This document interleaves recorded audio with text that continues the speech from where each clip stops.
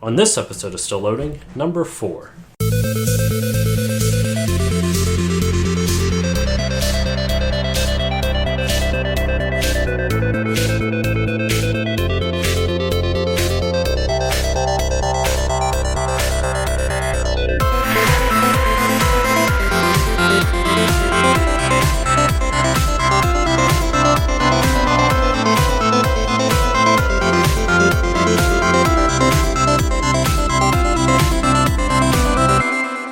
Hey guys, and welcome back to the newest episode of Still Loading. It's Josh, and this week I have Sarah back. Hello. And she has her husband here, Steven, as well. Hi guys. Today we are, the three of us blindly went through. By went through, I mean played about 20 minutes, and we're like, what the fuck are we looking at? Went through a game called Battle of Olympus for the NES. From what I could see with it, it is pretty much like it's not a clone, but like a refined version of like Zelda 2, The Adventure of Link, or Castlevania 2, Simon's Quest. It seems like a side-scrolling puzzle, like adventure puzzle game, where with some mild RPG elements, like you can get different weapons. You have to talk to everyone. You have to talk to everybody in the town to figure out where to go next.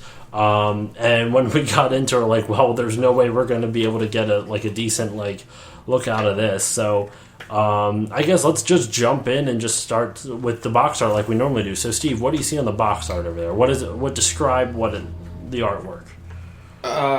Someone thought that ancient Greek mythology included snakes, dragons, and an odd-looking three-headed dog. And Wasn't that Cerberus? Yeah.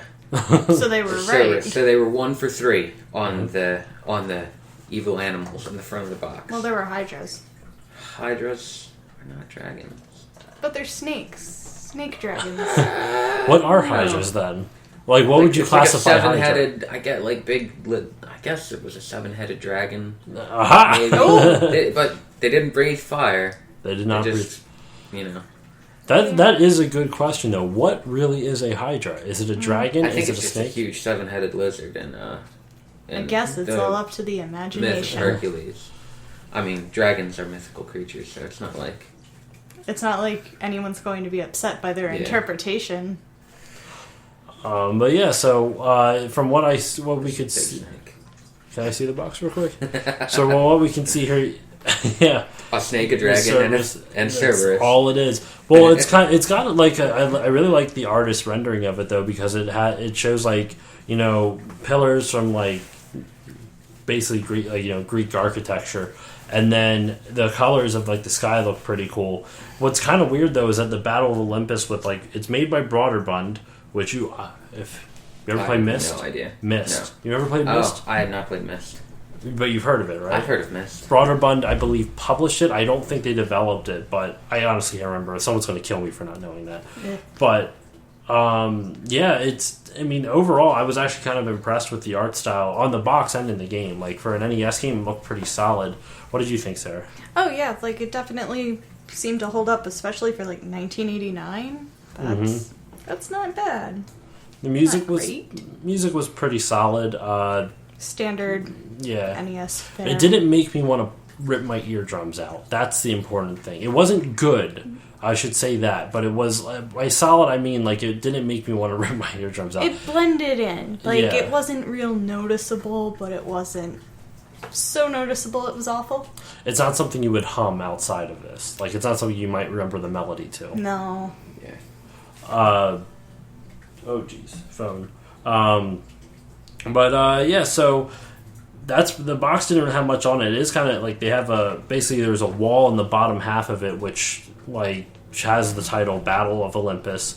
But alright, so the back of this box says, "This is an ancient story, a time when men and gods lived together.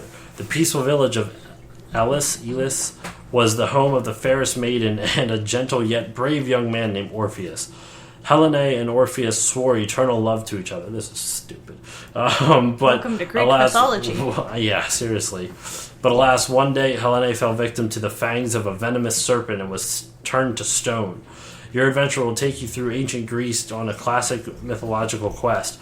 It may be easy to defeat the snakes and centaurs that inhabit most of the cities, but how will you defeat Hydra, or the terrible three-headed dog Cerberus. You will need to use all of your adventuring skills to find magic items that will allow you to rescue your beloved Helene.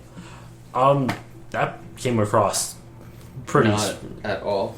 Really? I thought it came across right off the bat. Yeah, because they I don't know. wouldn't stop talking about how, oh, you should go here and find the get staff. more Yeah, items. but You I should didn't go know what there. we were actually aiming for. Like, Yeah, in they the don't middle of the really game, they don't spell it tell out you- for you.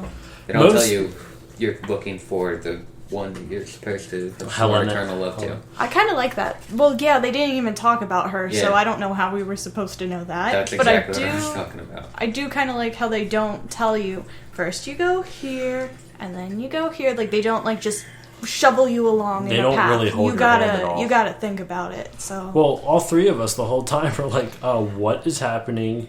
What do we do now?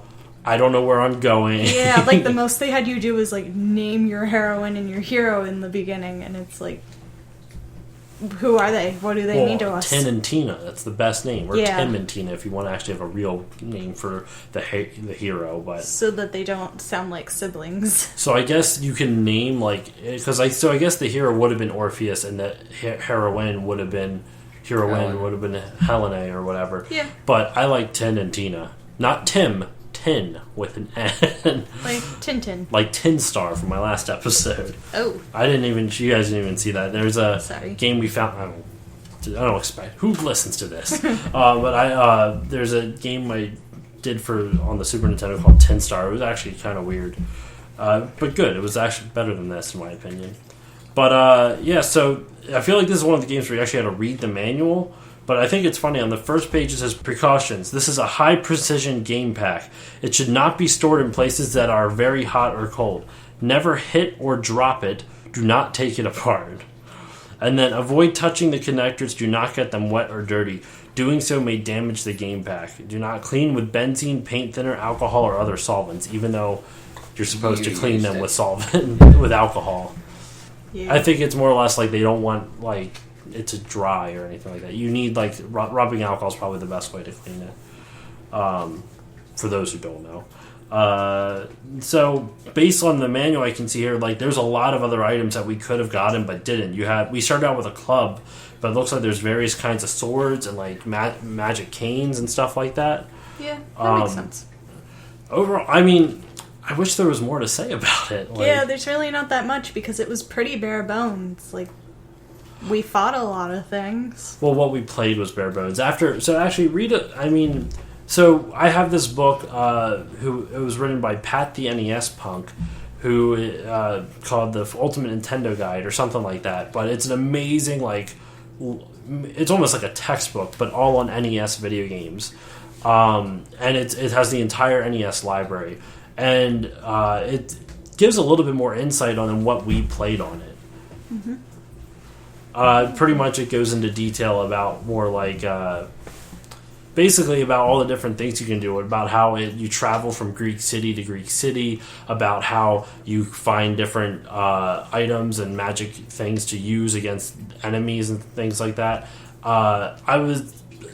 We didn't get far into it because, like I said, we really we're only going for like a 20-minute glimpse, and this game is essentially an RPG. It's very long. I wasn't expecting it to be that long, but you can tell it's very large. And we only went to the second town, which I don't even remember where it was at. Yeah, I didn't even look at it. But it was, it really was surprisingly robust. I was genuinely surprised by how large the game was. I know we keep harping on that, but I'm so used to NES games being like just a handful of screens. Oh yeah, see, for me, I'm used to the longer games, so I'm not used to NES games and how small they are. For me, this is like, oh yeah, this is normal. You gotta keep moving along. Well, they don't, like you were saying earlier, it's really nice that they don't hold your hand at all with this. Like, you really, really have to pay attention to what the villagers say and move along from there. It's one of those games where like I said before, you have to read everything the villagers say in order to figure out what in the hell you're supposed to do next. Yeah, like if you hadn't talked to that one lady who was like, "Can you save my kid who was kidnapped by a vampire?" we wouldn't have known that there were vampires. Well, now we kind of have if we have a side quest essentially. Yep. I mean, overall, I mean, just I don't have much more to say about it. Do you guys have anything else to say about it? I'm pretty good. I mean, this seems like a game that I'd probably be interested in looking up. Giving it a try. You can always... Yeah. I don't endorse it, but you can get an emulator. It's because that's not illegal or anything. I might, but I don't know. That Greek background is kind of interesting to me.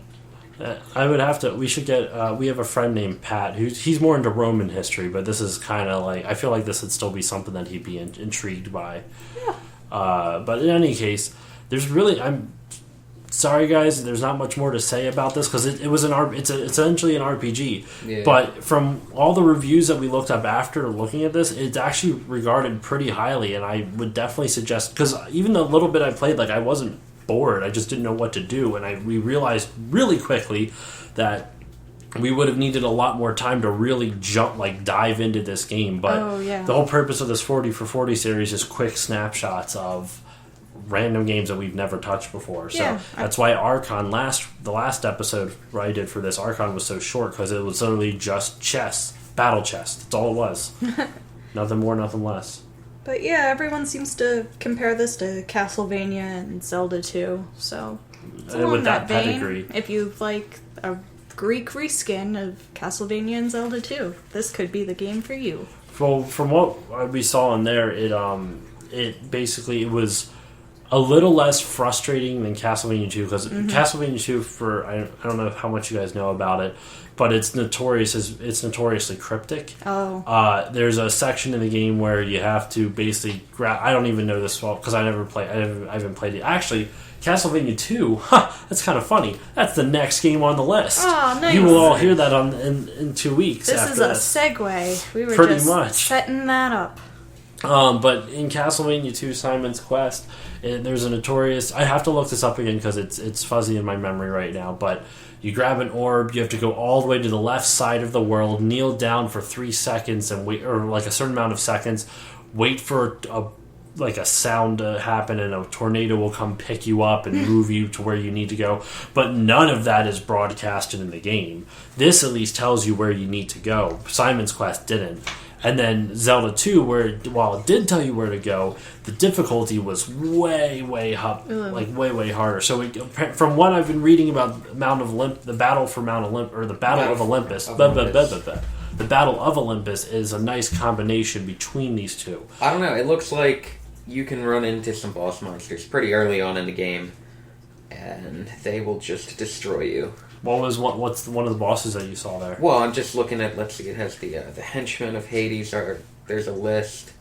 Like Cerberus, Centaur, Lamia, Minotaur, Talos, Hydra, the Nemean Lion, Cyclops, Grey, and Siren, and they all look fairly deadly. Like Lamia is like a vampire serpent that shoots you with a bow and arrow. Oh yeah, that's what I thought they were. Which you cannot obtain a bow and arrow in the game as one of your own weapons. So you have, unless the staff can. I think you do get magic. Yeah, the staff can wield the fire of Prometheus, which allows you to attack an enemy from a distance, and then the divine sword, which is the be all end all attacking weapon at the end of the game, will shoot a beam of light or energy out in front of you. So hopefully if we can get that... But that consumes your stamina until you get another item to go with. I wonder if the stamina is those like red balls that we kept... No, it's your health. Is it your health? Yeah. Okay, so your health and stamina are one... That's stupid. That's Should weird. be two different things. In any case, it seems like a pretty solid hybrid. Like, I'd actually come back and try this out and like seriously delve into it. Oh, yeah. But I'm in the middle of, for those who follow me on Instagram, I'm in the middle of Horizon Zero Dawn at the moment. So I got a couple other games to play before I get back to this. But I definitely suggest giving it a shot. It's not hard to pick up. It's a little hard to understand where to go next, but that's the puzzle part of it. So if you like games that are not necessarily cryptic, but not really handholdy, they really make you have to ask around everywhere to figure out where to go and explore everything in order to figure out where to go next, then this is the game for you. It doesn't seem too frustrating because within like I said, the 20 minutes of play that we did, we were able to kind of figure out where we needed to go next. Yep. So, any final thoughts on this at all? I liked the coconut monsters. They looked like the ones from Moana. The little spear dudes that I couldn't kill? Yeah, they just remind me of Moana, so... You should go home and watch it. I might. Disney sponsor? Not really. Don't tempt me. Any final thoughts to you? No, not really. Man, a few words. I like it. All right, so thank you all for listening. Thank you, Steve and Sarah, for this short episode. I will be back not next week, in 2 weeks for Simon's Quest. Sorry for the short episode again. The three of us have a convention this coming weekend. Yeah. So we are going to this is kind of like a really abrupt episode, but I wanted to be able to put something out. So once again, Steve and Sarah, thank you for last minute coming in and being able to do this. I know it's the game. None of us knew the game, but still fun. It was cool. Thank you once again, and we will see you all next time. Awesome. Bye.